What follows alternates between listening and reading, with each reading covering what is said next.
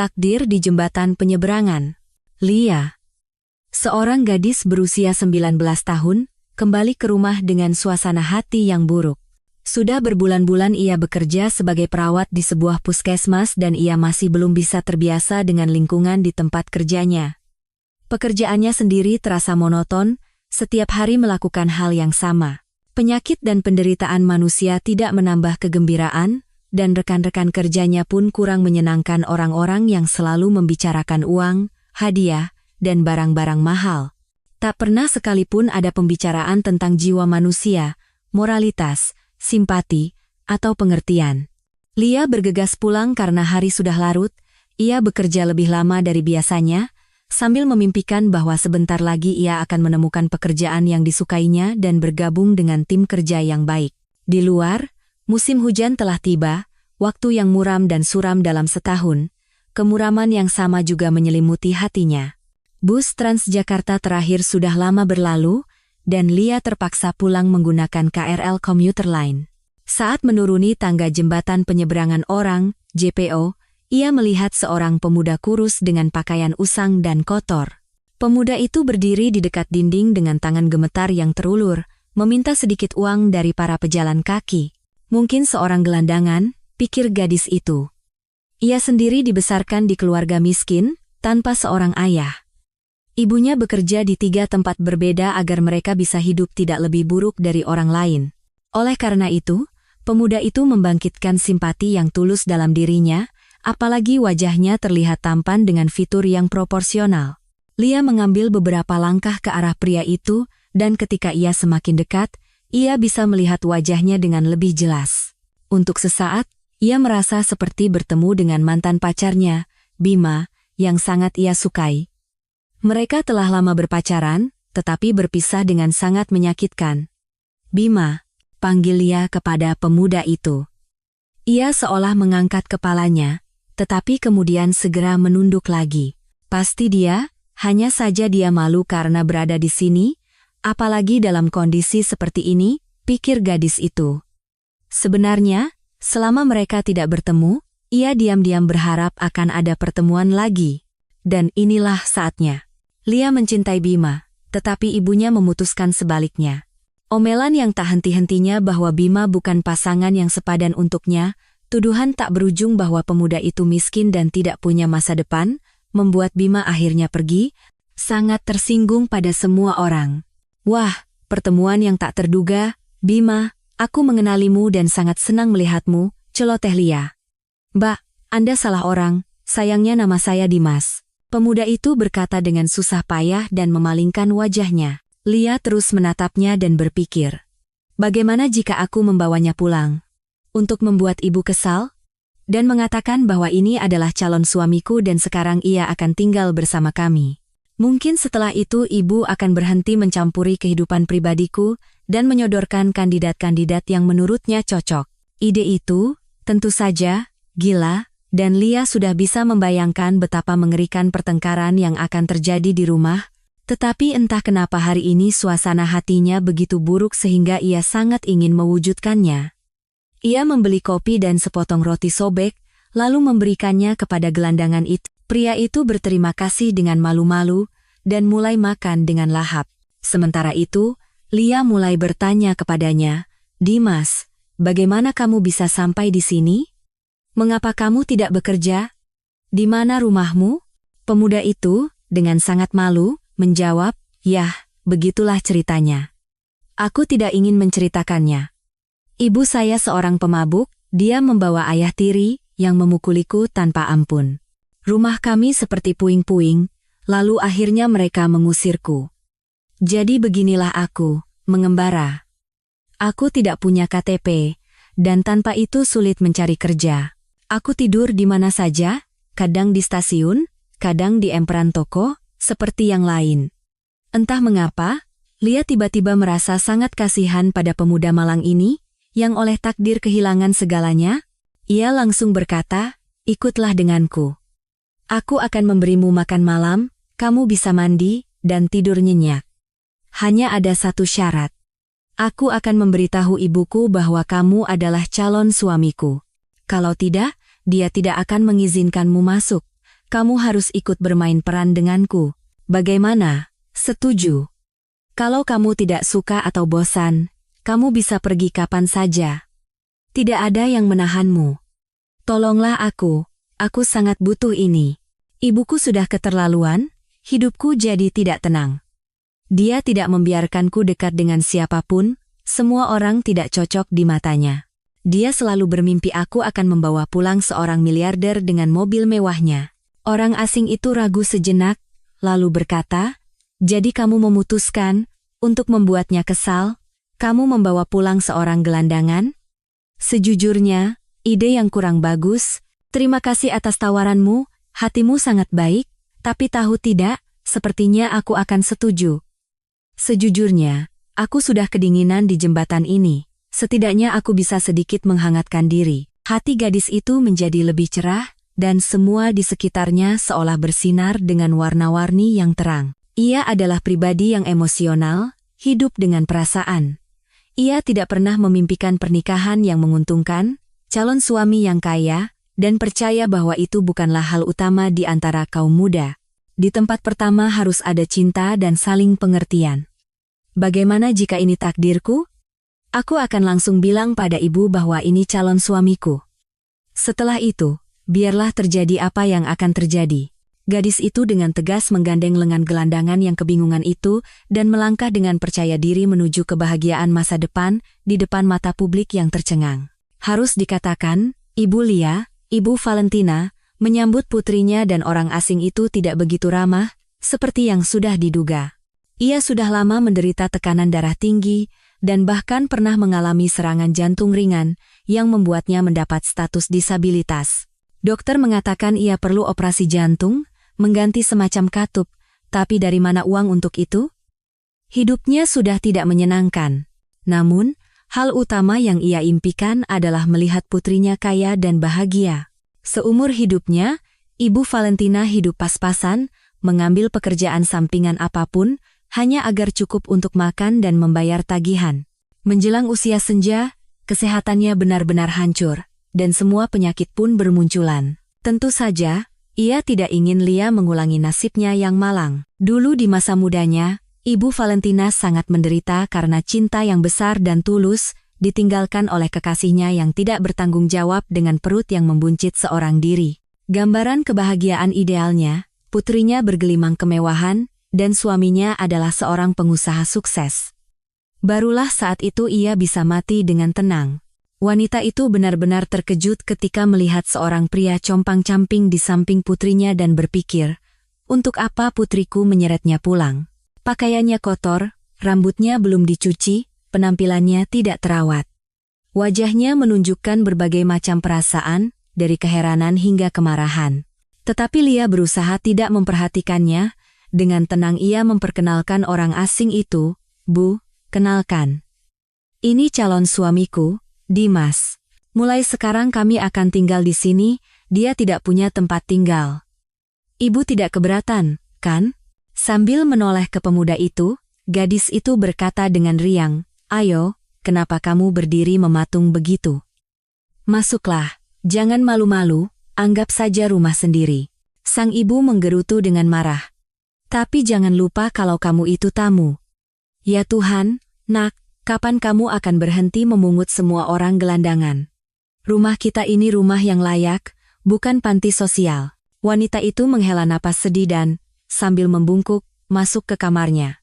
Lia menggoreng nasi, mereka makan malam dengan lahap, lalu ia mengantar Dimas ke kamar mandi, memasukkan pakaian kotornya ke mesin cuci, dan menunjukkan kamarnya.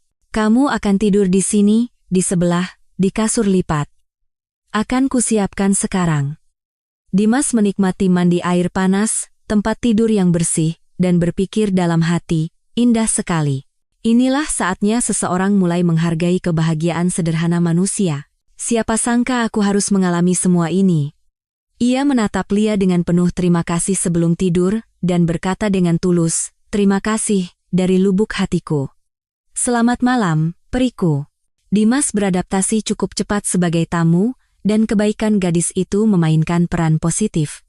Lain daripada itu, Lia juga cukup cantik, murah senyum, dan ramah. Mereka berdua bergaul dengan sangat baik, sering mengobrol lama. Dimas berusaha membantu pekerjaan rumah. Ia memperbaiki gantungan tali jemuran di balkon yang sudah lama lepas, mengencangkan lemari dapur yang miring, dan memperbaiki kursi yang goyang. Lia kini selalu bergegas pulang, tahu bahwa Dimas menunggunya di sana. Perasaan di antara mereka muncul secara tak terduga. Malam itu, seperti biasa, mereka menonton sinetron dan mengobrol tentang segala hal. Tiba-tiba Lia meringis kesakitan dan berteriak. Dimas yang khawatir segera menghampirinya. Lia, ada apa denganmu? Kamu kesakitan. Apa yang terjadi? Gadis itu memegangi kakinya. Aduh, kakiku kram. Sepertinya karena terlalu banyak berlari saat kerja. Aduh, sakit sekali. Dimas melepas sandalnya dan mulai memijat telapak kakinya dengan lembut, lalu kaki yang satunya, kemudian betisnya. Rasanya sangat menyenangkan. Rasa sakit itu langsung hilang, dan kramnya mereda. Pemuda itu dengan ragu-ragu mulai bergerak lebih tinggi, mendekat ke Lia, dan mulai menciumnya dengan penuh gairah dan mahir. Gadis itu mencoba menahan diri dan berbisik, Dimas, apa yang kamu lakukan? Bukankah kita hanya pura-pura jadi calon pengantin? Pemuda itu menjawab pelan, sambil terus membelai lembut, aku juga mengira ini hanya pura-pura, tapi aku jatuh cinta sungguhan. Lia, aku sangat menginginkanmu. Kamu yang terbaik. Aku belum pernah bertemu orang sepertimu. Kalau kamu tidak mau, katakan saja, aku akan langsung pergi, tapi sudah terlambat. Lia sudah benar-benar kehilangan akal sehatnya dan keduanya tenggelam dalam lautan gairah, tidak menyadari apapun di sekitar mereka. Mereka benar-benar bahagia. Bahkan ketidakpuasan abadi sang ibu sama sekali tidak mengganggu mereka. Dimas begitu jatuh cinta pada Lia sehingga ia tidak bisa membayangkan hidup tanpanya. Dan Lia, tak perlu dikatakan lagi, ia menyadari telah menemukan kebahagiaannya, inilah cinta sejati. Betapa nyamannya aku bersamanya. Luar biasa. Ia mencoba meyakinkan ibunya juga, tetapi ibunya tetap bersikeras. Nak, apa yang kamu lakukan? Masa depan apa yang kamu miliki bersamanya? Dia itu gelandangan. Tidak punya KTP, tidak punya rumah. Apa yang kamu pikirkan? Dalam seminggu, aku tidak mau melihatnya di sini lagi. Meskipun Dimas selalu membantu ibunya, merawatnya, melakukan semua pekerjaan rumah dan tenaga seorang pria sangat dibutuhkan, wanita itu tetap membencinya. Ia selalu mencoba menyindir dan menyakitinya setiap ada kesempatan. Ketika setelah seminggu Dimas tidak juga pergi, pensiunan itu memutuskan untuk mengambil langkah drastis. Selagi Lia bekerja, ia dengan sinis berkata langsung kepada Dimas. Ingat baik-baik, calon menantu. Lia itu gadis yang aneh, dia hanya ingin bersenang-senang denganmu, sebenarnya dia punya tunangan, hanya saja tunangannya sedang berada di luar negeri, begitu dia kembali, dia akan menghabisi kalian berdua, pergi dari sini sekarang juga, kalau kamu masih ingin hidup, kalau tidak, aku akan langsung mengirim pesan ke tunangan Lia hari ini juga. Sang ibu tahu, ia telah berdosa karena memfitnah putrinya begitu kejam. Tetapi keinginannya untuk melihat putrinya bersama pria kaya lebih kuat. Pemuda itu menanggapi kata-kata itu dengan serius. Ia menatap wanita itu dengan mata penuh rasa sakit dan penderitaan, lalu menutupi wajahnya dengan tangan dan menangis pelan. Ia sangat tidak ingin percaya pada apa yang dikatakan sang ibu. Mungkinkah Lia bisa begitu kejam padaku, padahal dia begitu meyakinkan bahwa dia mencintaiku? Mungkinkah dia berkhianat? Tidak mungkin. Seluruh tubuhnya seolah membatu, kakinya tidak mau bergerak. Dengan susah payah ia beranjak dari tempatnya dan berjalan tanpa tujuan, bahkan tanpa menoleh ke belakang. Pada hari itu, sialnya, Lia terpaksa harus menginap semalam di rumah sakit, karena giliran kerjanya siang hari. Tetapi malamnya datang seorang anak laki-laki berusia 5 tahun dengan luka bakar parah, dan ia diminta untuk tinggal sampai pagi. Lia menelepon ke rumah dan memberitahu bahwa ia akan menginap semalam. Ibunya tidak memberitahukan apa-apa tentang pengusiran gelandangan itu, sebaliknya, ia menggosok-gosok tangannya dengan gembira, menyadari bahwa setelah sehari semalam, pemuda itu pasti sudah berada jauh. Dimas sempat berpikir untuk tidak pergi, dan menunggu Lia untuk berbicara langsung dengannya, Perasaan berat benar-benar membakar jiwanya. Ia merenungkan mengapa dan bagaimana ini bisa terjadi padanya. Tetapi kemudian rasa harga dirinya muncul, dan ia memutuskan, aku akan pergi, tidak akan menyakiti diriku sendiri atau dirinya, biarkan mereka hidup sesuka mereka, siapa aku bagi mereka, hanya seorang gelandangan biasa. Ketika Lia akhirnya sampai di rumah dan tidak menemukan Dimas di sana, ia langsung mengerti segalanya. Ia mulai berteriak pada ibunya, "Bu, kenapa? Aku tahu ibu yang mengusirnya. Apa ibu sengaja melakukan ini? Aku mencintai Dimas, mengerti? Di mana aku harus mencarinya sekarang?" Sang ibu bertahan mati-matian, "Selalu saja aku yang salah dalam segala hal. Gelandanganmu itu pergi sendiri, aku tidak menyentuhnya. Aku pribadi tidak akan menangisinya, seperti kamu jatuh cinta, begitu pula kamu akan berhenti mencintainya. Mungkin untuk ketiga kalinya, kamu akan menemukan calon suami yang normal. Sampai kapan kamu akan membawa pulang sampah seperti ini? Kamu ini meniru siapa sih?" Lia terkejut, ia mengerti, Dimas tidak mungkin pergi begitu saja, karena semuanya berjalan baik. Ia menangis. "Aku bisa bayangkan apa yang ibu katakan tentangku. Di mana aku harus mencari Dimas sekarang? Aku tidak bisa hidup tanpanya." Dengan harapan bisa menemukan Dimas lagi dan menjelaskan semuanya, Lia langsung berbalik dari ambang pintu dan bergegas ke jembatan penyeberangan tempat mereka pertama kali bertemu. Ia memutar kepalanya, bertanya pada gelandangan lain dan para pedagang asongan, tetapi mereka hanya mengangkat bahu, sudah lama tidak melihat pemuda itu di sini. Gadis itu berlari menyusuri pinggiran kota selama 1 jam, berpikir mungkin Dimas belum pergi jauh dan menunggunya di suatu tempat di dekatnya. Tapi semuanya sia-sia. Pemuda itu seolah lenyap di telan bumi. Tiba-tiba ia juga merasa sangat tersinggung. Mengapa dia melakukan ini? Mengapa dia tidak menungguku dan berbicara baik-baik? Dia bilang dia mencintaiku, tapi dia pergi begitu saja. Berarti, dia hanya mempermainkanku, lalu meninggalkanku. Di luar hujan deras, hembusan angin kencang merobek daun-daun terakhir yang menempel di pohon, tetapi Lia sama sekali tidak menyadarinya. Ia berjalan tanpa arah, basah kuyup, dan menangis tak terkendali. Mungkin ibu benar, dan aku memang aneh, tidak berguna. Mungkin persetan dengan cinta ini. Siapa yang butuh cinta jika hanya membawa air mata? Tidak ada yang bisa dipercaya. Pahlawan kita akhirnya kedinginan, basah kuyup, dan jatuh sakit parah. 3 minggu ia terbaring dengan demam tinggi, mengigau, baru pulih. Dalam igauannya, ia terus meneriakkan nama Dimas, memanggilnya, mencarinya. Lia jatuh ke dalam depresi berat. Ia pergi bekerja seperti robot, begitu pulang langsung mengunci diri di kamar dan menangis sampai pagi. Ia menjadi kurus dan tidak nafsu makan. Sebulan kemudian, gadis itu mulai merasa sangat mual, seolah isi perutnya mau keluar. Lia adalah seorang tenaga medis dan langsung mengerti ia hamil. Situasinya mengerikan. Ayah dari anak itu adalah seorang gelandangan yang melarikan diri entah kemana. Ibunya sudah hampir tidak tahan dengannya, dan jika tahu tentang kehamilannya, ia akan benar-benar menghabisinya. Apa yang harus dilakukan? Bagaimana hidup selanjutnya? Dan yang terpenting, untuk apa? Lia tidak tahu. Ia kini setiap hari, pagi dan sore, pergi ke jembatan penyeberangan itu seolah-olah pergi bekerja dan terus mencari-cari Dimasnya. Suatu kali ia bahkan merasa mengenali punggungnya, dengan gembira ia memanggil, "Dimas, Dimas, akhirnya aku menemukanmu." Tetapi yang menoleh adalah seorang pria yang sama sekali tidak dikenal dan menjawab dengan heran, "Saya bukan Dimas, Anda salah orang." Dalam keputusasaan, Lia sempat berpikir untuk melakukan tindakan yang tidak dapat diperbaiki. Ia tidak melihat jalan keluar lain dengan anak di dalam kandungannya. Dengan begitu, semua masalah akan selesai dalam sekejap. Jauh dari mata, jauh dari hati. Ia pergi ke dokter kandungan, melakukan tes yang diperlukan. Sebagai tenaga medis, ia dilewati tanpa antrean.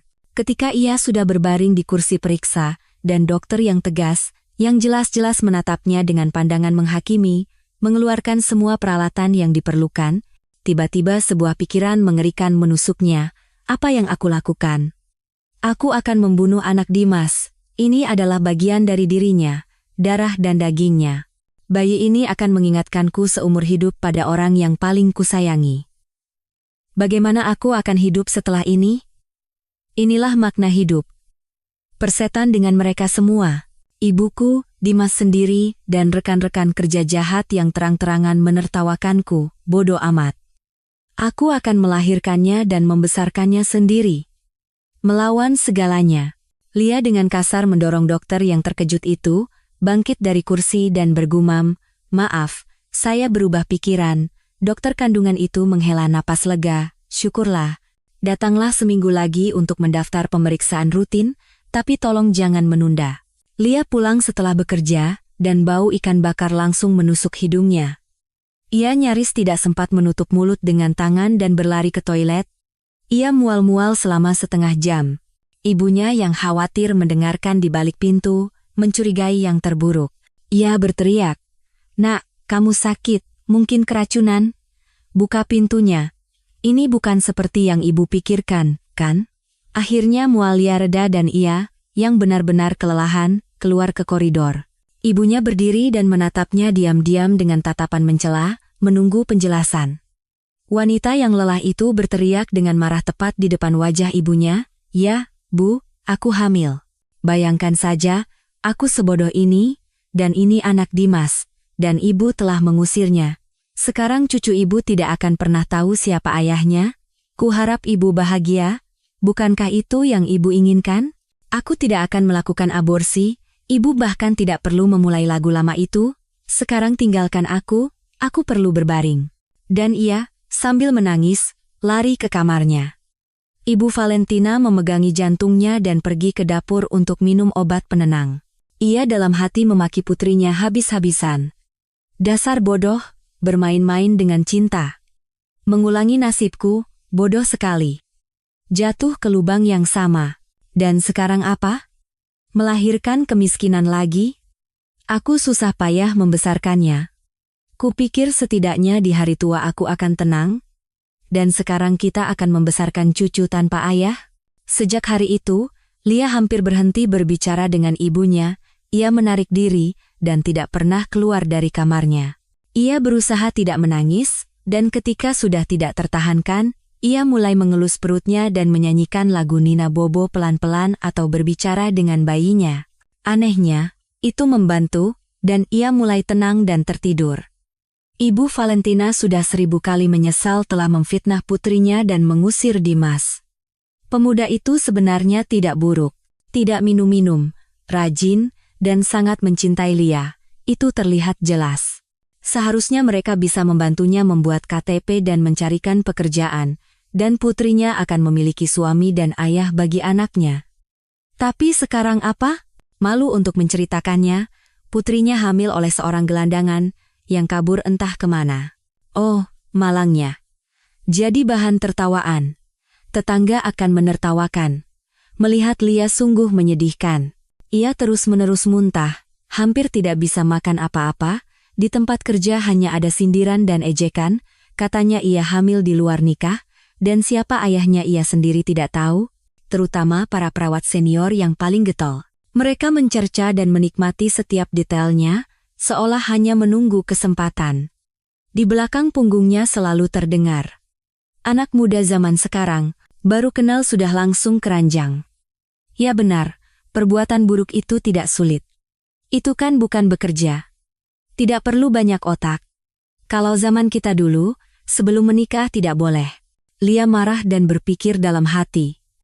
Tentu saja, di zaman kalian mungkin tidak ada keintiman, orang muncul dari udara, dan tidak ada yang patah hati, dan tidak ada yang ditinggalkan. Dasar moralis. Satu-satunya orang yang memperlakukannya dengan baik adalah dokter kandungan itu, Dr. Firman. Ia selalu memberinya semangat dan menenangkannya. Lia, tidak tahan dengan gunjingan orang, kadang-kadang bisa menangis langsung di ruang praktiknya. Ia tidak mengusirnya, tidak memarahinya, tidak menceramahinya, ia mengunci pintu, dan dengan tenang berkata, "Bagaimana kalau kita minum teh dengan coklat, atau rujak? Saya selalu punya, untuk pasien saya." Anda, Mbak Lia, sekarang dalam kondisi yang sangat sensitif terhadap segalanya. Dan itu normal, hormon sedang bergejolak. cobalah untuk menjauhkan diri dari semuanya. Lebih banyak berjalan-jalan, berbicaralah dengan putra Anda. Saya jamin, dia mendengar dan merasakan segalanya. Anda menangis, dan dia di dalam sana merasa sedih, Anda tertawa, dan dia tenang di dalam rahim. Percayalah, ketika bayi lahir, semua masalah yang sekarang tampak tidak terpecahkan bagi Anda akan menjadi tidak penting. Anda akan menikmati menjadi seorang ibu, dan sisanya tidak begitu penting. Situasi Anda, tentu saja, tidak mudah. Tapi ketahuilah, jika tidak ada tempat untuk pergi atau butuh bantuan, Anda selalu bisa menelepon saya. Saya akan meninggalkan segalanya dan membantu. Nomor telepon saya ada pada Anda.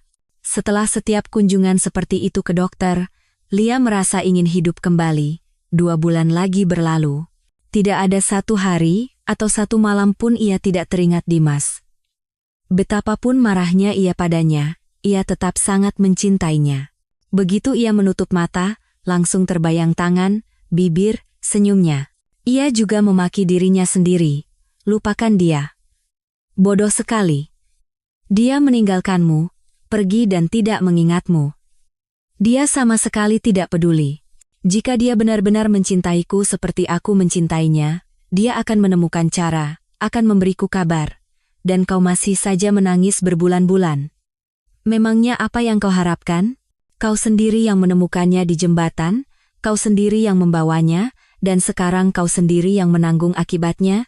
Sudahlah, akui saja, kau adalah ibu tunggal. Memangnya kenapa? Banyak yang seperti kita. Ibuku saja bisa membesarkanku, kan? Aku juga pasti bisa. Ibu Valentina mengerti. Selama ia tidak meminta maaf pada putrinya dan menceritakan kebenaran, hubungan mereka tidak akan membaik. Ia sendiri sudah muak dengan semua ini. Lia diam sejak percakapan terakhir itu seperti seorang pejuang gerilya, tidak bereaksi terhadap apapun. Jika Ibu Valentina mencoba bertengkar, putrinya akan diam-diam masuk ke kamarnya atau pergi keluar. Di dalam hati wanita itu terasa gundah. Ya Tuhan, bagaimana cara aku mendekati putriku? Bagaimana cara memohon maaf? Kami kan bukan orang asing. Semua pekerjaan terasa salah. Ia tidak ingin melakukan apa-apa.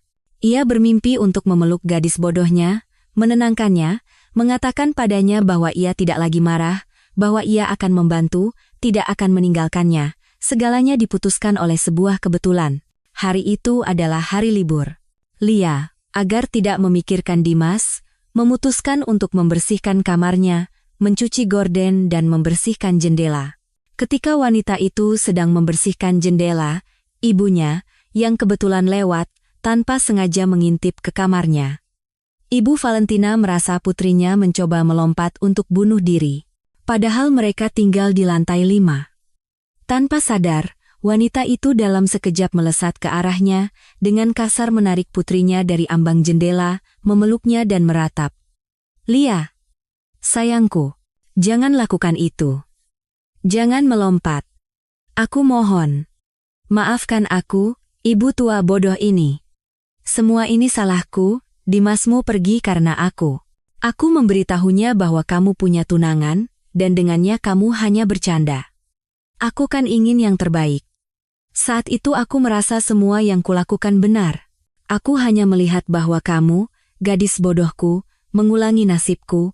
Baru sekarang, melihat penderitaanmu yang tak tertahankan, aku sadar apa yang telah aku perbuat. Aku membiarkan cucuku tanpa ayah. Aku tidak marah padamu. Aku mencintaimu. Tidak apa-apa, kita akan membesarkan bayimu berdua, mau bagaimana lagi. Hanya jangan lakukan apa-apa pada dirimu. Atau kau mau, aku bantu mencari Dimas, aku akan meminta maaf padanya? Lia menatap ibunya dengan terkejut, air mata mengalir di pipinya. Bu, apa maksudmu? Aku tidak berniat melompat. Aku hanya membersihkan jendela. Tapi aku senang ibu mengaku dan mengatakan yang sebenarnya. Tahu tidak? Awalnya aku benar-benar membenci ibu, dan harus diakui, ada alasannya. Tapi kemudian aku sadar, jika Dimas benar-benar mencintaiku sebesar aku mencintainya, dia akan menemukan cara untuk bertemu, berbicara, dan menyelesaikan semuanya. Karena dia setuju dengan semuanya dan diam-diam pergi selamanya, Berarti biarlah begitu. Jadi jangan salahkan dirimu, terima kasih atas dukungannya, sekarang setidaknya aku bisa tenang di rumah. Ibu dan anak itu berpelukan, untuk pertama kalinya setelah sekian lama, dan menangis. Tapi itu adalah air mata kelegaan dan kebebasan. Beban berat dendam, kemarahan, dan kesalahpahaman di hati keduanya terangkat. Bahkan, rasanya bernapas menjadi lebih mudah. Ibu Valentina menjadi sibuk, ia pergi memasak air, Lia mengunyah asinan sambil meminum teh manis. Pensiunan itu teringat. Ketika ia hamil putrinya, ia bahkan menggerogoti kapur tulis, entah dari mana ia menemukannya. Keduanya tertawa. Sekarang Ibu Valentina juga giat mempersiapkan kelahiran Lia. Ia mengeluarkan mesin jahit tua yang berdebu dari masa mudanya, mengaduk-aduk peti dan menemukan sepotong kain flanel lembut, dan mulai mengenang masa mudanya. Hanya dalam seminggu, sang ibu telah menjahit popok, baju bayi, dan topi. Ia mencucinya, menyetrikanya, dan melipatnya dengan rapi. Lia pulang dari kerja dan terkejut. Ia dengan ragu mengambil baju bayi kecil itu, membukanya, air mata haru menggenang di matanya. Ibu, terima kasih, bagus sekali. Jadi si kecil nanti punya tangan sekecil ini, seperti boneka. Sulit dipercaya. Sang ibu menghela napas dan menjawab, ya, nak, kita akan bergantian berjaga malam. Awalnya akan sulit, tapi nanti akan terbiasa. Kereta bayi dan tempat tidur bayi bisa dibeli bekas, kamu bisa lihat di situs online. Kamu akan dapat cuti hamil, cukup untuk sementara waktu, nanti mungkin aku yang akan menjaga cucu, dan kamu bisa mencari pekerjaan sampingan atau kembali bekerja lebih awal. Tidak apa-apa, kita akan bertahan. Lia merasa jauh lebih lega secara mental. Sekarang ia tahu ibunya ada di pihaknya, mendukungnya, ia bisa menceritakan apa yang mengganggunya, membuatnya cemas. Namun tetap saja, begitu malam tiba, Lia menjadi sedih, termenung, air mata akan datang dan menyesakkan dada. Ia teringat bagaimana ia dan Dimas duduk berpelukan di sofa menonton sinetron tentang polisi, lalu tidur berdua, saling berdekatan. Ia dengan lembut mengelus bahunya, rambutnya, membisikkan kata-kata cinta. Ah, Dimas, bagaimana bisa begini? Di mana kamu sekarang? Mungkin, kamu sedang mengembara di dunia dan sudah lama melupakanku, bagaimana bisa kamu? Aku kan sudah percaya padamu. Kamu tidak akan pernah tahu bahwa sebentar lagi kamu akan punya seorang putra. Pikiran-pikiran ini terus berputar di kepalanya, mengoyak jiwanya tanpa sisa. Namun tak lama kemudian terjadi sebuah peristiwa yang menggemparkan seluruh kota dan membalikkan kehidupan Lia. Pagi itu, ia punya firasat. Sesuatu bergejolak di hatinya, jantungnya berdebar-debar. Ia terus-menerus salah saat bekerja, dan tidak bisa mengerti apa yang terjadi padanya. Kadang hampir salah menukar hasil lab pasien, kadang hampir membawa pasien yang salah ke ruang röntgen. Kepala perawat terus memarahinya sepanjang hari. Ada apa denganmu? Sadarlah, apa jadinya nanti sebelum cuti hamil, kalau sekarang saja kau sudah melamun? Pikirkan pekerjaan. Ketika Lia pulang kerja, sebuah iring-iringan beberapa mobil Alphard hitam mewah berhenti di depan rumahnya. Ibu Valentina kebetulan sedang menyiram bunga di ambang jendela, dan sangat terkejut. Lihat, nak, ada pejabat penting datang ke rumah seseorang. Aku hanya pernah melihat mobil seperti itu di film. Kira-kira ke rumah siapa? Ya? Sepertinya tidak ada orang kaya yang tinggal di kompleks kita. Tiba-tiba bel pintu berbunyi. Ibu Valentina yang terkejut pergi membuka pintu. Di ambang pintu berdiri 3 pengawal dan seorang pemuda terhormat, berpakaian modis dan mahal. Ia tersenyum dan bertanya, "Selamat siang, Ibu Valentina, apakah Lia ada di rumah? Boleh saya masuk?" Wanita yang bingung itu mengangguk dan diam-diam mempersilakan para tamu penting itu masuk, sambil bertanya-tanya dalam hati siapa gerangan yang datang. Para tamu masuk ke ruang tamu, dan Lia keluar menemui mereka. Tiba-tiba pemuda tampan dan modis itu berlari ke arahnya dan memeluknya. Ia sangat gembira. "Halo, sayang. Ini aku, Dimasmu, kamu senang? Aku sudah kembali." Yang mengejutkan pemuda itu, Lia dengan marah mendorongnya dan berteriak. "Oh, Dimas. Kenapa tiba-tiba kamu memutuskan untuk kembali? Kamu begitu mudah meninggalkanku?" percaya pada apa yang diceritakan ibuku, dan bahkan tidak mau repot-repot berbicara denganku secara langsung, mencari tahu apakah itu benar atau tidak. Di mana saja kau selama ini? Di luar angkasa? Di bulan? Mengapa kau tidak pernah memberiku kabar? Ada sandiwara apa ini dengan mobil-mobil mewah? Atau sandiwaranya justru waktu itu dengan citra gelandangan? Siapa kau sebenarnya? Pemuda itu menjadi murung, duduk di sofa, memberi isyarat kepada anak buahnya untuk meninggalkan ruangan, dan mulai bercerita, "Tenang, sayang, jangan berteriak, tolong dengarkan dulu semuanya. Aku mohon padamu." "Ya, kau benar. Aku bukan gelandangan. Aku putra miliarder, Alexander Suryo. Mungkin kau pernah dengar, kami punya 2 maskapai penerbangan di luar negeri. Jadi, aku tumbuh dalam kemewahan, kekayaan, belajar di sekolah swasta elit, lalu lulus dari Universitas Ekonomi di Inggris. Aku merasa seluruh hidup ada di depan mata, indah dan menakjubkan, seolah-olah aku memakai kacamata merah jambu. Dan tiba-tiba, aku kehilangan ibuku, padahal ia sangat menjaga kesehatannya, memeriksakan diri di klinik terbaik, dan menjalani gaya hidup yang sangat sehat. Bayangkan, ia keluar dari mobil dan berjalan ke supermarket, dan di sanalah ia ditabrak hingga tewas oleh seorang pengemudi mabuk. Itu adalah duka yang mendalam bagi seluruh keluarga kami. Aku samar-samar mengingat pemakamannya, rasanya semua itu tidak terjadi padaku. Awalnya ayah sangat berduka, kami menjadi lebih dekat, bersama-sama lebih mudah melewati kehilangan yang begitu berat. Tapi ayah membuatku terkejut, ketika 6 bulan setelah kematian ibu, ia membawa ibu tiri yang menyebalkan itu, Nadia, ke rumah kami. Aku langsung tidak cocok dengannya. Ia bersikap kurang ajar, berlagak seperti nyonya di rumah kami, mulai membuang barang-barang ibu, menyingkirkan fotonya, meskipun aku sudah melarangnya keras.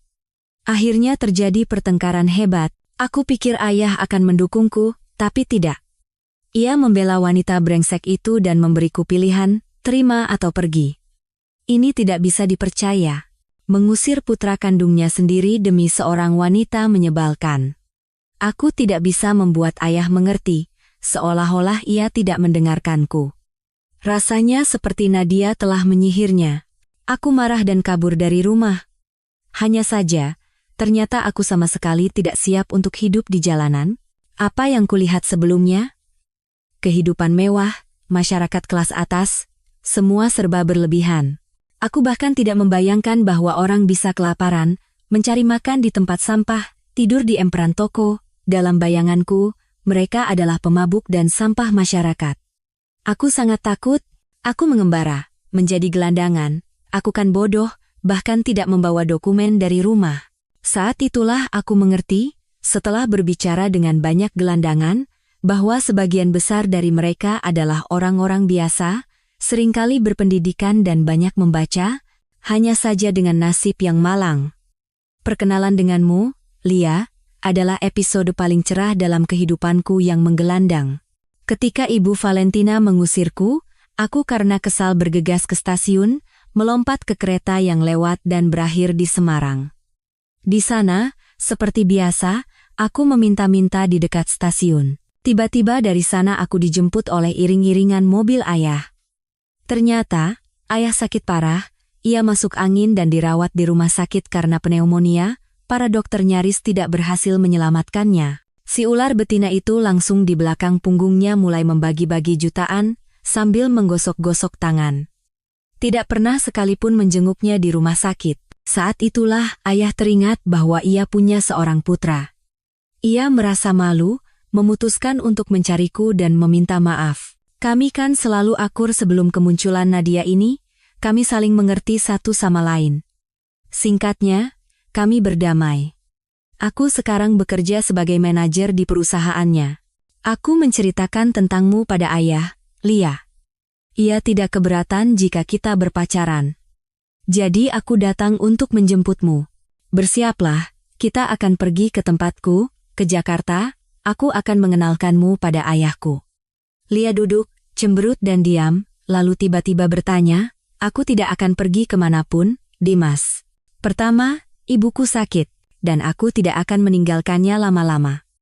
Dan kedua, aku hamil. bagaimana menurutmu berita ini? Wajah pemuda itu berubah. Bagaimana bisa hamil? Aku tidak mengerti. Dari siapa?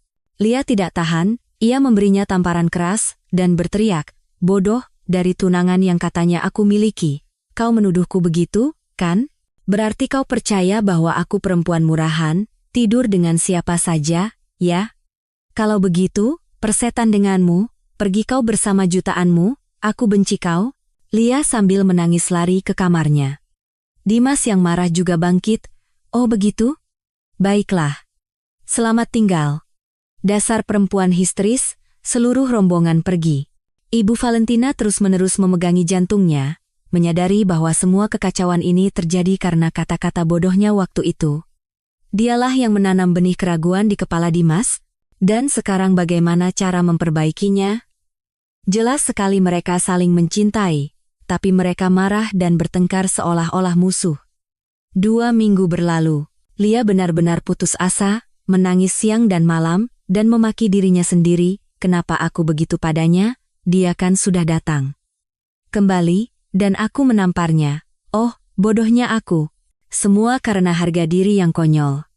Seharusnya aku memeluknya, menciumnya, mengatakan betapa aku mencintainya, betapa aku merindukannya. Tapi apa yang kulakukan? Sekarang benar-benar berakhir. Tidak ada pilihan lain. Ibu Valentina lama berpikir bagaimana cara memperbaiki kesalahannya, dan ia memutuskan. Ia mencari tahu melalui kenalan di mana Tuan Suryo itu tinggal, dan mulai bersiap-siap untuk pergi. Ia berbohong pada putrinya. Lia, aku akan pergi dengan Tante Sinta ke kota sebelah, ke rumah sakit. Katanya, ada seorang ahli medis datang ke sana. Seorang profesor.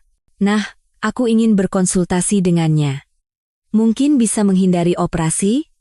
Aku akan menunjukkan semua hasil pemeriksaanku dan mendengarkan apa yang akan dikatakannya.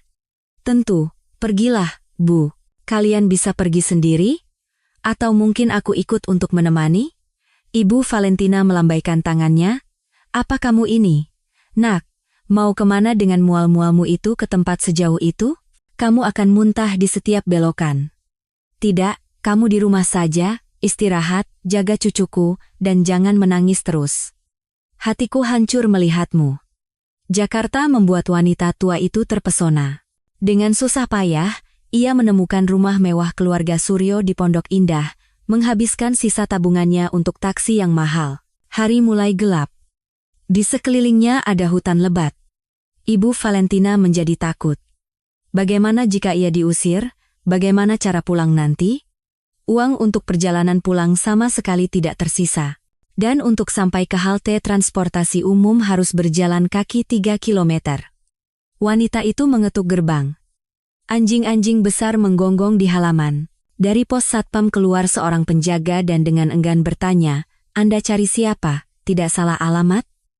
Ibu Valentina menarik napas dalam-dalam, menjawab, saya mencari Tuan Suryo. Atau putranya, Dimas. Saya punya urusan penting dengannya. Urusan pribadi.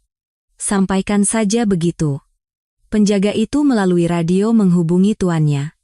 Bapak Alexander, ada seorang wanita tua ingin bertemu, katanya, urusan pribadi dan penting. Boleh masuk? Di ujung sana terdengar, minta dia memperkenalkan diri. Siapa dia?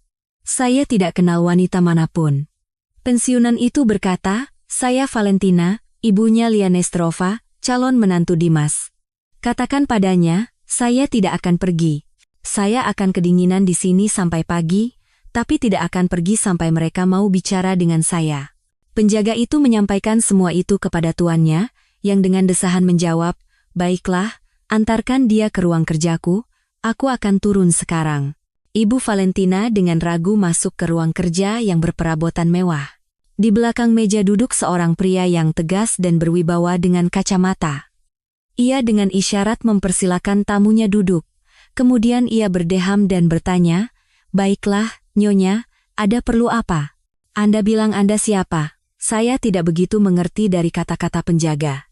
Wanita itu menjawab, saya Valentina, ibunya Lia. Begini, sekitar 4 bulan yang lalu putri saya membawa pulang seorang gelandangan, katanya itu calon suaminya, namanya Dimas, dan dia akan tinggal bersama kami. Tentu saja, saya menentangnya. Lia itu anak rumahan. Sebelum kejadian ini dia hanya punya satu pacar, Bima, itu pun setahun yang lalu. Selebihnya dia anak yang baik, bekerja sebagai perawat di puskesmas kami. Nah, saya jadi melantur. Tentu saja, saya sangat menentang hubungan mereka. Terjadilah cinta yang besar antara Lia dan Dimas, dengan segala konsekuensinya. Semuanya berjalan baik bagi mereka. Lalu saya, dengan tangan ini, merusak segalanya. Saya tidak tenang melihat putri saya, yang pintar dan cantik, berhubungan dengan seorang gelandangan. Saya sendiri menjalani hidup yang sulit, tidak ingin hal yang sama terjadi pada putri saya. Karena marah, saya mengarang cerita bohong, makanya Dimas sekarang ragu, saya tidak tahu harus berbuat apa. Kami tidak butuh apa-apa dari Anda, jangan salah paham. Kami bisa membesarkan anak itu sendiri. Tapi saya hanya ingin meminta maaf pada putra Anda dan menjelaskan bahwa kata-kata saya itu bohong. Lia tidak punya, dan tidak pernah punya pacar lain. Saya kasihan melihat dua hati yang saling mencintai bertengkar karena saya. Itu saja. Dan kasihan juga pada cucu saya, jadinya tidak akan kenal ayah kandungnya. Tolong sampaikan ini pada Dimas.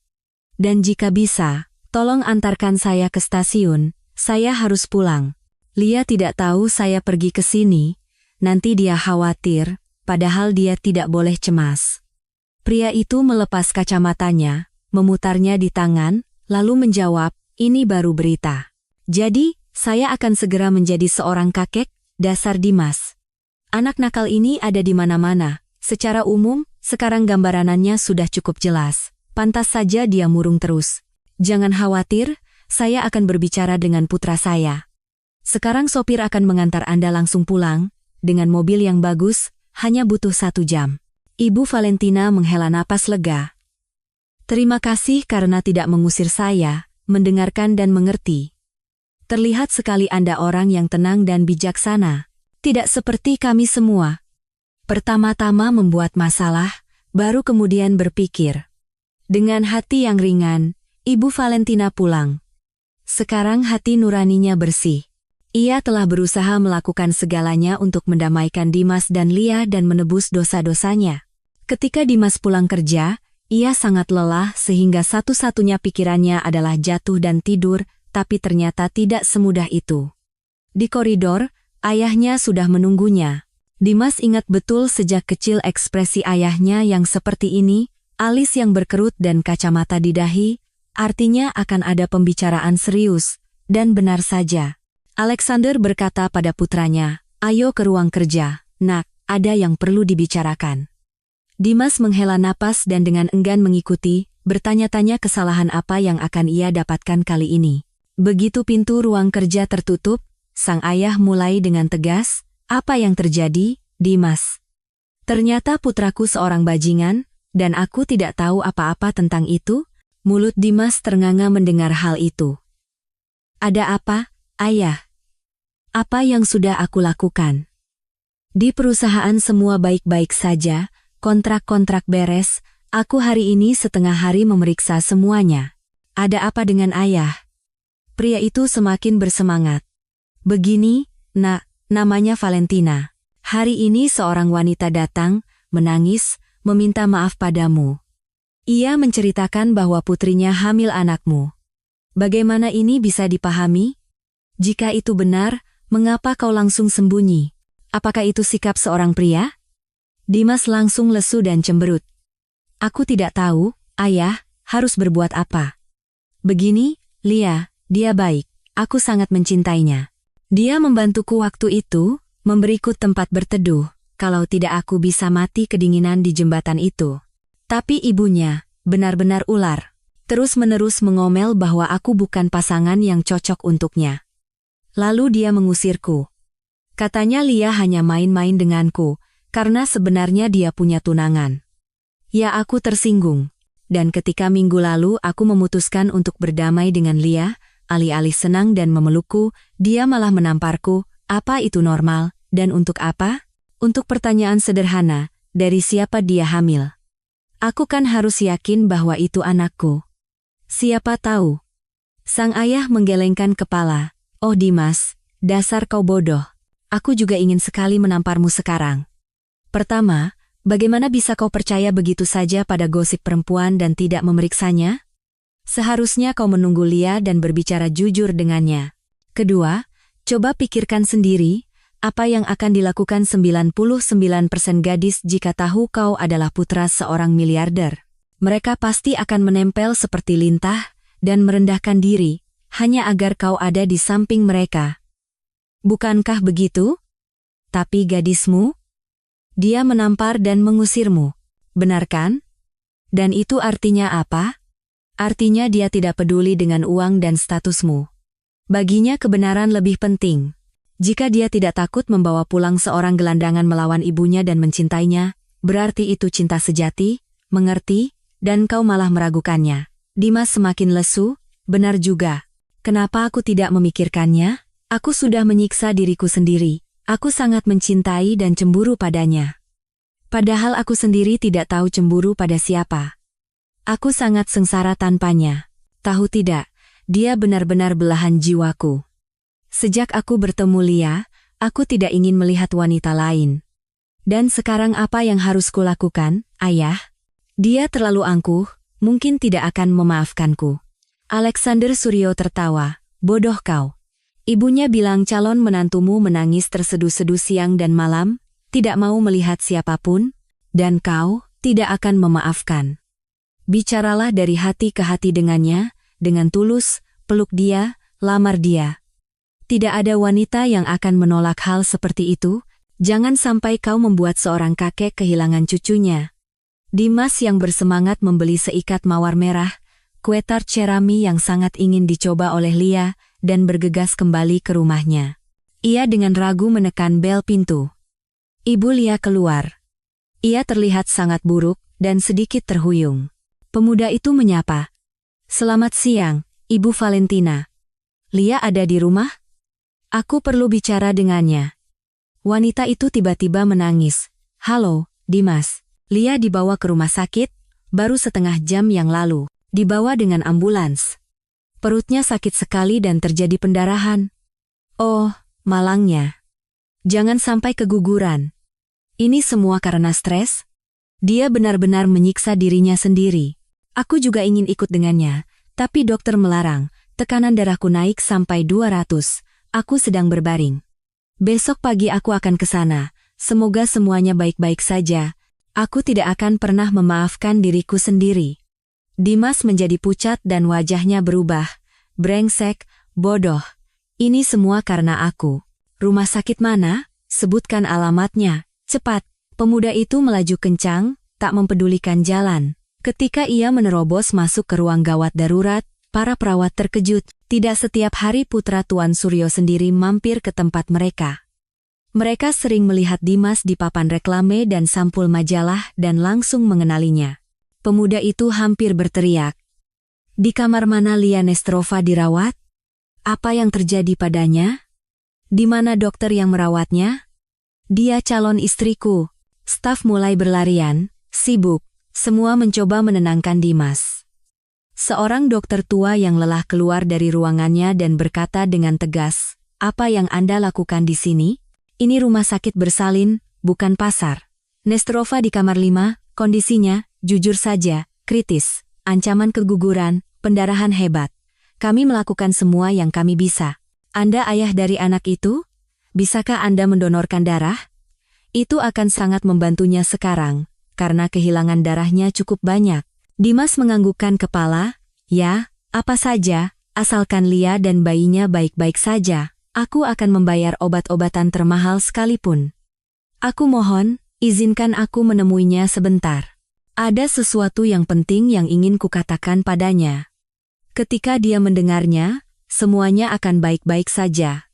Aku jamin. Dokter sempat ingin mengatakan bahwa itu tidak diizinkan, tetapi ia melihat mata pemuda itu, yang penuh dengan rasa sakit dan putus asa, dan berubah pikiran. Baiklah, hanya beberapa menit, dan aku menunggumu di ruang tindakan. Dimas dengan pelan masuk ke kamar. Lia terbaring ketakutan dan pucat seperti kain, dan sepertinya hampir tidak bernapas. Di sekelilingnya, para petugas medis sibuk memberikan suntikan dan infus obat. Pemuda itu mendekatinya, berlutut, dan berbisik. "Halo, burung kenariku. Maafkan aku, si bodoh ini, aku sangat mencintaimu, lebih dari hidupku. Jangan katakan apa-apa, simpan tenagamu dan bayi kita. Biarkan aku meletakkan tanganku di perutmu, boleh?" Ia dengan hati-hati meletakkan tangannya di bagian bawah perut, mengelusnya dengan lembut dan berkata, "Anakku yang kecil, ini aku, ayahmu, jangan nakal di sana ya. Ibu dan ayah mencintaimu dan sangat menantikanmu. Kami membutuhkanmu tepat waktu, kuat dan sehat." Di pintu muncul seorang perawat dan dengan isyarat menunjukkan bahwa sudah waktunya pergi, Dimas dengan lembut mencium Lia dan keluar. Dan di dalam hatinya terjadi sesuatu yang tak terlukiskan. 1 jam yang lalu ia hanya ingin mati, dan pada dasarnya ia sudah tidak peduli apa yang akan terjadi selanjutnya, dan sekarang di dalam dirinya dipenuhi dengan kehangatan, kebahagiaan, dan cahaya yang luar biasa. Ia sangat ingin hidup, mencintai Dimas, membesarkan putranya. Ia akhirnya menutup matanya dan tertidur, tahu persis, sekarang semuanya akan baik-baik saja. Ia tidak sendirian. Ada Dimas bersamanya. Dimas mendonorkan darah, pemuda malang itu semalaman duduk di sofa di lobi, tidak memejamkan mata, dan berdoa sebisanya, semampunya, "Tuhan, ambillah segalanya dariku. Uang, perusahaan, mobil. Asalkan Lia dan bayinya sembuh. Lebih baik aku yang sakit, daripada terjadi sesuatu pada mereka. Aku sangat mencintai mereka." Pagi harinya, dokter yang lelah itu menepuk bahunya. Ia sudah sempat berganti pakaian dan hendak pulang. Melihat pemuda yang malang itu, ia merasa kasihan dan memutuskan untuk memberinya semangat. "Dimas, calon istrimu baik-baik saja. Pendarahan berhasil dihentikan, ancaman keguguran sudah ditangani. Tapi dia harus dirawat di sini selama 1 atau 2 minggu lagi, untuk observasi. Kedepannya, berhati-hatilah, jangan biarkan stres, kelelahan saraf. Jagalah dia, wanita itu makhluk yang rapuh, terutama dalam kondisi seperti ini. Jika Anda mau, Anda bisa membayar untuk kamar pribadi dengan televisi." Dimas yang bahagia mulai menjabat tangan dokter dan berterima kasih padanya. "Terima kasih. Syukurlah, semuanya baik-baik saja. Jika terjadi sesuatu pada Lia atau bayinya, aku tidak akan pernah memaafkan diriku sendiri. Bisakah aku menemuinya sekarang?" Dokter menjawab dengan tegas, jam besuk tertera di ruang penerimaan. "Jangan melanggar aturan. Aturan ini berlaku untuk semua. Jelas?" Dimas mengatur semuanya, dan Lia dipindahkan ke kamar pribadi yang nyaman dengan televisi. Ia masih belum diizinkan bangun, jadi pemuda itu berusaha menghabiskan setiap waktu luangnya bersamanya. Ia memijatnya, mengelus perutnya, membawakannya banyak buah, jus, dan vitamin. Ibunya juga secara teratur membawakan sup buatan rumah dan bakso kukus. Lia tidak bisa berhenti bersukacita. "Bu, Dimas, kalian akan membuatku gemuk sekali. Aku akan jadi gembul seperti Winnie the Pooh. Apalagi, mual-mualnya sudah hilang, dan nafsu makanku jadi seperti serigala. Aku makan terus." Setelah keluar dari rumah sakit, Dimas, meskipun Lia menolak, membawanya ke rumah mewahnya. Dan ia sendiri bersama ayahnya mengurus kesehatan Ibu Valentina. Mereka menempatkannya untuk berobat di sebuah resor kesehatan, membayar biaya tinggal selama sebulan di sana. Wanita itu bahagia. Sebenarnya, seumur hidupnya ia belum pernah berlibur dimanapun. Begitu ada cuti kerja, ia langsung mencari pekerjaan sampingan, dan begitu seterusnya dari tahun ke tahun. Dan uangnya tidak pernah cukup untuk pergi berlibur. Resor itu berada di daerah puncak yang sejuk, pemandangannya sangat indah. Staf di sana melayaninya seperti seorang ratu. Tentu saja, tamu penting. Calon besan Tuan Suryo sendiri. Wanita itu banyak berjalan-jalan, berfoto dengan latar belakang pegunungan dan kebun teh, dan mengirimkan foto-fotonya kepada teman-temannya. Mereka terbakar cemburu. Seluruh tetangga membicarakannya. Lihat itu, betapa beruntungnya si Valentina di hari tuanya. Berlibur seperti raja, diobati gratis. Itulah Lia. Padahal semua orang menghinanya. Bodoh, berhubungan dengan gelandangan. Ternyata gelandangannya bukan sembarang gelandangan. Benar-benar seperti di dongeng. Lia mengambil cuti hamil di tempat kerja, dan pada hari terakhirnya memutuskan untuk mengadakan makan siang perpisahan di ruang perawat. Ia membawa kue, jus, buah, dan sampahnya untuk rekan-rekannya. Sekarang tidak ada lagi yang menertawakannya. Tidak lagi menggunjingkannya. Sebaliknya, semua orang menjilat dan berusaha menyenangkan hatinya. Takut-takut nanti dia mengadu pada mertuanya, barulah akan ada pemeriksaan macam-macam. Di luar kota, Lia merasa sangat baik. Udara hutan yang segar, berjalan-jalan di jalur yang teduh, bersantai di gazebo, tidur nyenyak. Ia menjadi lebih berisi, lebih cantik, pipinya menjadi merah muda, perutnya tumbuh pesat, dan menyerupai semangka besar. Dmitri memperlakukan kekasihnya seperti vas kristal. Ia sangat bahagia. Ia sudah membuat janji dengan klinik terbaik untuk persalinan yang akan datang, terus-menerus bertanya tentang kondisinya dan khawatir jangan sampai ancaman keguguran terulang lagi. Alexander Suryo juga tidak membuang-buang waktu, ia memesan perabotan baru, menyiapkan kamar anak yang mewah. Tapi ia merahasiakan semuanya dari pasangan muda itu dan tidak menunjukkan apa-apa. Khawatir itu pertanda buruk. Ibu Valentina telah pulih dan sehat kembali. Ketika ia setelah itu pergi untuk pemeriksaan di polikliniknya, para dokter terkejut. Semua indikatornya membaik drastis. Dokter itu heran. Ibu Valentina, Anda sekarang bisa menikah lagi.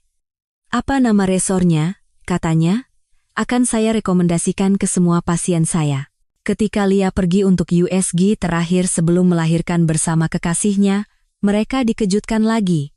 Dokter Firman, sambil tersenyum licik, memulai percakapan, Mbak Lia, saya lihat kehidupan pribadi Anda sudah membaik. Ini suami Anda terlihat baik, alhamdulillah. Wanita itu berseri-seri. Ya, ini Dimas, ayah dari anak saya. Kami baik-baik saja. Dokter Firman melanjutkan, kalau begitu saya punya berita luar biasa untuk Anda. Mas, sebaiknya Anda duduk untuk berjaga-jaga. Dimas yang ketakutan berkata cepat, ada apa dengan bayinya? Katakan saja, jangan berlama-lama, Anda akan punya anak kembar. Laki-laki dan perempuan, selamat. Mulut Lia ternganga. Bagaimana bisa kembar? Saya kan sudah 3 kali USG dengan Anda selama kehamilan, dan Anda tidak mengatakan apa-apa tentang anak kembar. Bagaimana bisa? Dokter Firman melanjutkan, saya sudah melihat semuanya. Hanya saja saya memutuskan untuk tidak menakut-nakuti Anda untuk sementara waktu. Coba pikirkan. Jika saya memberitahu Anda saat itu, apakah Anda akan setuju untuk tidak menggugurkan kandungan? Anda kan sudah ketakutan dan terus-menerus menangis? Dimas sampai melompat kegirangan. Wah, luar biasa, langsung 2 anak, hebat sekali. Sekali jalan, selesai semua. Ya kan Lia, setidaknya tidak akan membosankan. Lia yang terkejut menjawab. Itu pasti, terutama untuk kita semua. Pantas saja aku berpikir kenapa bayiku ini begitu aktif, dan perutku sudah seperti 2 semangka. Ternyata ada 2 di sana. Apa aku bisa melahirkan mereka secara normal? Atau harus operasi caesar? Dokter kandungan itu tertawa. Nah, mulai lagi. Ketakutan biasa para wanita. Tentu saja, Anda akan melahirkan secara normal. Semua indikator Anda normal, panggul Anda lebar, kita akan berhasil, jangan khawatir. Hanya saja Anda harus masuk rumah sakit seminggu lebih awal, karena dalam kasus kehamilan kembar, persalinan seringkali prematur dan cepat. Di rumah, semua orang terkejut. Ibu Valentina diam-diam membuat tanda salib dan berpikir dalam hati. Ya Tuhan, syukurlah Lia dan Dimas berdamai, aku tidak bisa membayangkan bagaimana kami berdua akan mengurus 2 anak. Lia yang bahagia memeluk Dimas dan berkata dengan melamun. Lihat kan, waktu aku pertama kali melihatmu di jembatan penyeberangan, entah kenapa aku langsung berpikir, ini takdirku, sumpah. Dan aku tidak salah. Dimas mencium Lia dan menjawab. Aku juga sering memikirkannya. Jika saja waktu itu aku tidak bertengkar dengan ayah dan tidak mengembara di jembatan itu, kita mungkin tidak akan pernah bertemu. Aku sama sekali tidak menyesal kita bertemu. Aku hanya menyesal karena begitu bodoh dan membuat kelinciku begitu cemas hingga kita hampir kehilangan bayi-bayi kita. Maafkan aku sekali lagi. Sekarang aku tahu pasti, apapun keadaannya, kita harus selalu duduk dan berbicara. Kita masih harus banyak belajar, karena keluarga kita baru saja terbentuk, tapi kita punya seumur hidup untuk itu. Lia dengan susah payah menjalani sisa kehamilannya. Pada akhirnya ia tidak bisa melihat apapun di balik perutnya yang besar. Ketika Lia dibawa ke rumah sakit bersalin, Dimas tidak bisa tenang. Ia mondar-mandir di koridor, meremas tangannya dan cemas. Di sampingnya Ibu Valentina juga berdoa. Melihat perut besar menantunya, Alexander Suryo sama sekali tidak bisa memahami bagaimana wanita bisa melahirkan. Apalagi langsung 2. Untungnya, semuanya berjalan lancar. Lia bersikeras agar persalinannya ditangani hanya oleh Dr. Firman. Ia mempercayainya 100%, tahu bahwa ia tidak akan melakukan hal yang buruk. Ketika ia, yang basah kuyup dan kelelahan, menerima 2 buntalan kecil yang menangis di tangannya, ia bahkan menangis bahagia.